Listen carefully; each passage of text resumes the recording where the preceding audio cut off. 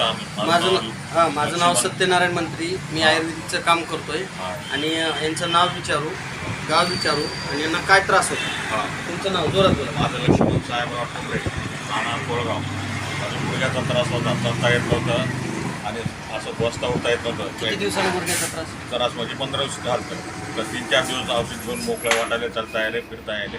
चांगलं आहे, एकदम मस्त आहे. औषध गॅरंटीनं भेटतंय, पद्धतशीर भेटतंय. पहिली गोष्ट, तुम्हाला जी त्रास होता गुडघ्याचा, हो, आता तुम्ही माझी जी पायरी चढली, हो, एकदम पहिला एकदम अशी पायरी चढू शकत होता. मी ज्यावेळेस औषधाचा तुमच्यापाशी आलो त्यावेळेस असा पाऊल सुद्धा उचलत काही नव्हतं. बरोबर. एकदम पाय आता पळण्यासारखं, रनिंग सारखं पळत आलो. म्हणजे तुम्ही जे गुडघ्याचा त्रास होता, पाय उचलू शकत नव्हता, आपल्या आयुर्वेदिकनं हो, मंत्री साहेबांनी आयुर्वेदिक दिलं, तुम्हाला फसवलं का तुमच्या नाही पैशासारखं चीज झालं? एकदम गॅरंटेड. ह्याच्यापेक्षा औषध मस्त भारी आहे, असं आतापर्यंत मला कुठं भेटलं नाही. भेटलं नाही. आणि आयुर्वेदिकमध्ये म्हणते दमानं पण लगेच विलास झाला मला. बरोबर.